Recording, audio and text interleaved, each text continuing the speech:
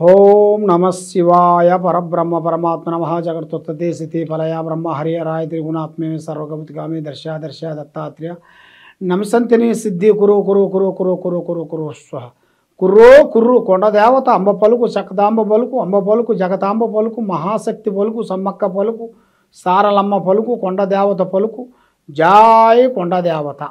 ప్రజలందరికీ నమస్కారము.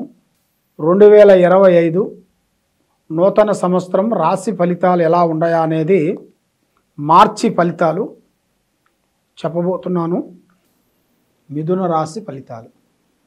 ఈ మిథున రాశిలో ఉండవలసిన వాళ్ళందరికీ వాళ్ళ అదృష్ట యోగం, ధనప్రాప్తి యోగం, వాళ్ళ స్థితిగతులు ఎంతవరకు వచ్చినాయి, వాళ్ళ జీవిత చక్రం ఎంతవరకు తిరుగుతుందా అనేది మనం ఇప్పుడు చెప్పబోతున్నాం. ముఖ్యంగా మృగశిర నక్షత్రము 3-4 పాదములు అనగా, ఆరుద్ర నక్షత్రము 1, 2, 3, 4 పాదములు అనగా, పునరస్తు నక్షత్రము 1, 2, 3 పాదములు అనగా కలిస్తేనే మిథున రాశి ఫలితాలు. ఈ మిథున రాశి వాళ్ళందరికీ ఆదాయంలో 14, ఖర్చులో 2, రాజపూజిత 4, అవమానాలు 3. మరి వీళ్ళు అదృష్టము, జీవితము, లలాటకము, యోగము, స్థానబలం. స్థానబలం అనగా ఇల్లు.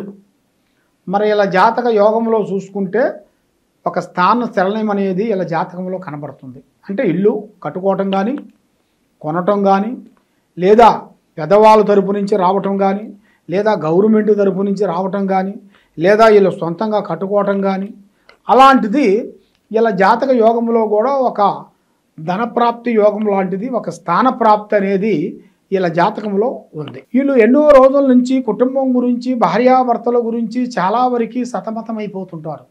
ఎందువల్లంటే భార్యాభర్తల మధ్యలో కొన్ని అంగుళితమైన ఆలోచనలు, అంగుళితమైన విధానాలు అనేది అనుకూలంగా లేని దాని వలన వీళ్ళిద్దరికీ దాంపత్య విశేషాలలో కొన్ని భంగంగా కనబడుతుంది. అంటే భార్య బాగుంటే భర్త బాగోడు, భర్త బాగుంటే భార్య బాగోదు. కాబట్టి వాళ్ళ ఇద్దరికీ ఒక్కొక్క విగో ప్రాబ్లం వల్ల కూడా దూరం అయిపోతుంటారు.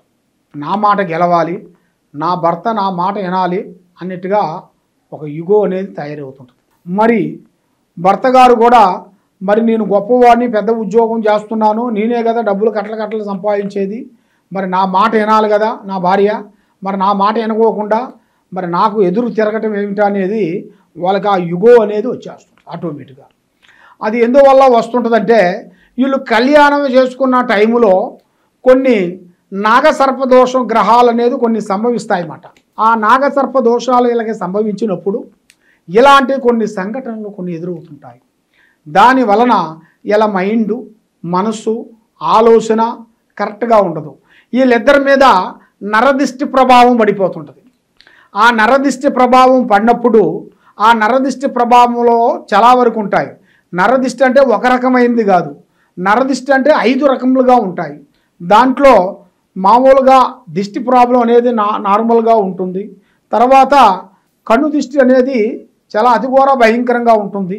మరి భార్యాభర్తల మధ్యలో కొంత ఆ దిష్టి పడిందిరా అనుకోండి, అది యామోహం కన్ను దిష్టి అంటారు. ఆ యామోహం కన్ను దిష్టి అనేది పడిందనుకో, భార్య కానీ భర్త కానీ కలిసిమెలిసి ఉండరు, వాళ్ళిద్దరు విడిపోతారు. ఎందుకంటే భార్య అన్న తప్పు చేస్తుంది, భర్త అన్న తప్పు చేస్తాడు. ఎందువల్లంటే ఆ కన్ను దిష్టి పడిందిరా అంటే దానివల్ల ఇల్లు అధోగతి పాలైపోయి, ఎందుకంటే ఇలా మైండ్లో ఉండదు, తప్పు చేయాలనేది ఇలా మైండ్లో ఉండదు. ఎందుకంటే ఇప్పుడు నేను చెప్పిన ఆ దిష్టి ప్రయోగం వలన భార్యాభర్తలు మంచి కలిసిమెలిసి ఉంటున్నారు, బాగుంటున్నారు, మంచిగా ఉంటున్నారు అనేది ఒక దిష్టి ప్రభావం పడిపోయిందిరా అంటే ఇక వాళ్ళ జీవితంలో చాలా వరకు ఇబ్బందులు పడాల్సిందే. వాళ్ళిద్దరికీ ఒక అండర్స్టాండింగ్ ఉండదు, భార్యాభర్తలు కలిసిమెలిసి ఉండరు. భార్య ఒక మాట చెబితే భర్త ఇంకో మాట చెబుతుంటాడు. దానివల్ల వాళ్ళకి సికాకులు, ఇబ్బందులు, గొడవలు అయిపోయి పోలీస్ స్టేషన్ దాకా పోవటం, పెద్ద మనుషుల దగ్గర దాకా పోవటం, లేనిపోయిన సికాకులు తెచ్చుకోవటం, మనశ్శాంతి లేకోకుండా ఆందోళన పడిపోతుంటారు. మరి ఇలాంటి బాధలు పడే వాళ్ళకి కొంత జాగ్రత్త కొన్ని పడాలి. మరి ఆ జాగ్రత్త మీరు తెలుసుకోకోకుండా అశ్రద్ధగా మీరు పాటించినట్టుగైతే చాలా వరకు మీకు ఇబ్బందులు అయ్యే మార్గాలు కూడా కొన్ని కనబడుతున్నాయి. మరి ఈ రాశిలో ఉండవలసిన వాళ్ళకి ఈ నెలలో కొన్ని పెట్టుబడులు చేయాల్సినవి పెద్ద పెద్దవి మరి దేంట్లో పెడితే మాకు బాగా కలిసి వస్తుంది అనేది చాలా మందికి చాలా సందేహాలు మాకు ఫోన్లు చేస్తుంటారు. కాబట్టి ఈ రాశిలో ఉండవలసిన వాళ్ళకి వీళ్ళకి మెయిన్గా పెట్టుబడి పెట్టాలి. అది ఈ నెలలో ఒక ఫుడ్ కార్పొరేషన్ అంటే భోజనం సంబంధించింది హోటల్ లాంటిది కానీ, ఒకటి ఇనుము సంబంధించింది కానీ, లేదా ఒకటి బట్టలకు సంబంధించింది కానీ, డ్రెస్సులు అంటారు కదా అలాంటిది కానీ, ఇలాంటి ఈ 3 బిజినెస్లలో వీళ్ళు పెట్టుబడి పెట్టారనుకోండి మంచి అభివృద్ధిగా వస్తారు, మంచిగా డెవలప్మెంట్కి అవుతారు. వాళ్ళు ఏది అనుకుంటున్నారో దాన్ని తప్పకుండా అభివృద్ధిగా చేయాల్సిన యోగం అనేది వీళ్ళ జాతక యోగంలో కనబడుతుంది. మరి అన్నీ మనకు ఉన్నా కూడా దైవత్వం అనేది ఉండాలి. మనకి ఎంత తెలివితేటలు ఉన్నా కూడా మనకు ఉండాల్సిన ఆ దైవ పవరు, ఆ భగవంతుడు అనుగ్రహం అనేది మనకు ఉండాలి. ఆ అనుగ్రహం లేనిది నువ్వు ₹1,00,00,000 పెట్టి బిగినింగ్ చేసినా తెల్లారితే అది గోవిందార్పణమే, ఆ విధంగా అయిపోతుంటుంది. కాబట్టి మరి మీరు చేయాల్సిన విధానం ఏమిటంటే, మీరు ఏ కార్యక్రమం చేయాలనుకున్నా, ఏ పని చేయాలనుకున్నా కూడా మీకు మంచి ఉంది, దాంతోపాటు చెడు ఉంది. కాబట్టి మీరు కొన్ని జాగ్రత్తలు పాటించాలి. ఆ జాగ్రత్తలు మీరు పాటించుకోకుండా అశ్రద్ధగా ఆలోచించినట్టుగా కొన్ని ఇబ్బందులు ఎదురయ్యే మార్గాలు ఉన్నాయి. మరి ఆరోగ్యపరంగా చూసుకుంటే చాలా వరకు అనుకూలంగా కనబడతలేదు. దానివల్ల కొంచెం శరీర ప్రాబ్లం అనేది కొన్ని ఎదురవుతుంది. దానివల్ల షుగర్, బీపీ లాంటిది కొన్ని ఆరోగ్య సమస్యలు, లేనిపోయిన సమస్యలు కొన్ని రాబోతున్నాయి. మీరు కొన్ని టెన్షన్ పడుకోకుండా కొన్ని నిదానంగా మీరు పాటించి కొంత మూవ్ అయినట్టుగైతే మీకు చాలా వరకు బాగుంటుంది. అబ్బా మనకి బాగోలేదులే అని మీరు ఎక్కువగా ఇంకా టెన్షన్ పడిన దాని వలన మీకు ఇంకా సమస్యలు పెరుగుతూ ఉంటాయి. ఆరోగ్య సమస్య చూసుకుంటే చాలా వరకు మీకు ఇబ్బందులు ఎదురయ్యే మార్గాలు కొన్ని కనబడుతున్నాయి. మీకు 2 గ్రహాలు ఘోషిస్తున్నాయి.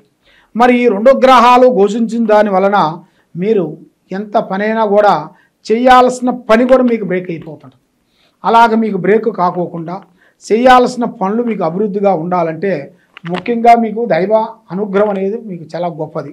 ఆ దైవ అనుగ్రహం మీకు ఉండాలి అంటే మీరు చేయాల్సింది శ్రీ వెంకటేశ్వర స్వామిని మీరు పూజించాలి. 7 వారాల పాటు ఆ శ్రీ వెంకటేశ్వర స్వామిని మీరు పూజించినట్టుకైతే మీకు అదృష్ట యోగము, ధనప్రాప్తి యోగము, లక్ష్మీ యోగము మీకు వర్తిస్తుంది.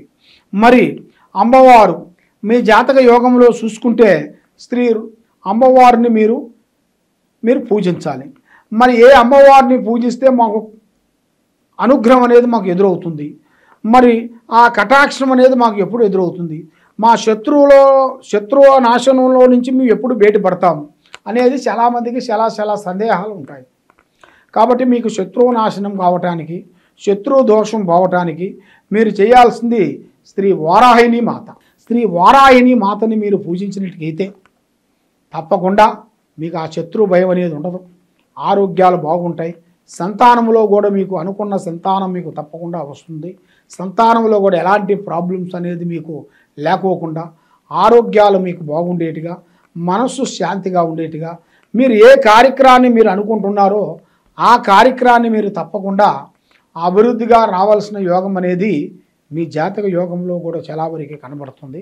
కాబట్టి 19వ తారీఖు నుంచి మీకు కొన్ని శుభమైన కార్యక్రమాలు, కొన్ని ముఖ్యమైన విషయాలని వినబోతున్నారు. కొంత విదేశాలను మీరు వెళ్ళాల్సింది కానీ, లేదా దైవ అనుగ్రహాల గురించి కూడా మీరు వెళ్ళాల్సి వస్తుంది. అంటే మనకి దైవ దర్శనాలకు మీరు వెళ్ళి ఆ దైవ దర్శనాలు మీరు చేసుకొని రావాలి. ఆ దైవ దర్శనం చేసిన కాడి నుంచి మీ మీద ఉండాల్సిన చెడు ఎఫెక్ట్ పోతుంది, మీకు మనశ్శాంతిగా కలుగుతుంది. మీరు ఏ కార్యక్రమం చేయాలనుకున్నా కూడా ఆ కార్యక్రమాన్ని మీరు తప్పకుండా అభివృద్ధిగా రావాల్సిందనేది మీ జాతక యోగంలో కూడా చాలా వరకు కనపడుతుంది. కాబట్టి మీరు ఏ కార్యక్రమం చేయాలనుకున్నా, ఏ పని అనుకున్నా కూడా నల్లటి వస్త్రములు కానీ, నల్లటి వాహనములు కానీ ధరించకూడదు. దానివల్ల మీకు ఇబ్బందులు కొన్ని ఎదురయ్యే మార్గాలు కొన్ని కనపడుతున్నాయి. మరి దీంతో పాటు మీరు ఏ కార్యక్రమం చేయాలనుకున్నా, ఏ పని అనుకున్నా కూడా మరి ఆ శ్రీ అమ్మవారి గుడికి వెళ్ళేసి మీరు వెంకటేశ్వర స్వామి గుడికాడికి వెళ్ళి మీ చేతుకుంటా కొన్ని పండ్లు, కొన్ని పలహారాలు మీ చేతుకుంటా పంచిపెట్టాలి. పంచిపెట్టిన తర్వాత అక్కడ శ్రీ గోమాత అమ్మవారిని మీరు దర్శించుకోవాలి. ఆ గోమాతకి మీ చేతుకుంటే కొన్ని అరటి పండ్లు, కొన్ని అక్కడ సంబంధించిన కొన్ని ఐటమ్స్లు అమ్ముతుంటారు. ఆ ఐటమ్స్లను మీ చేతుకుంటా లేదా మీరు తయారు చేసుకొని వచ్చి ఇవ్వచ్చు, లేదా అక్కడైనా కొని మీరు ఆ గోమాతకు మీరు సమర్పించినట్టుగైతే మీకు ఉండాల్సిన అష్టకష్ట దరిద్ర దోష నివారణ అనేది పటాపంచలైపోతుంది. మైండ్ బాగుంటుంది, మనసు బాగుంటుంది, ఆరోగ్యాలు బాగుంటాయి. మీరు ఏ కార్యక్రమం చేయాలనుకున్నా కూడా ఆ కార్యక్రమంలో మీకు 100% సక్సెస్ అయ్యే మార్గాలు కొన్ని కనబడుతున్నాయి. ఈ కింద ఉండాల్సిన నెంబర్కి మమ్మల్ని సంప్రదించినట్టుగైతే మీ పేరుని బట్టి, మీ సమయాన్ని బట్టి ఎలా ఉంది మీ జాతక యోగం అనేది మేము మొత్తం చూసి మేము చెప్పగలుగుతాం. సర్వో జనా సుఖినో భవంతు. నమః శివాయ నమః.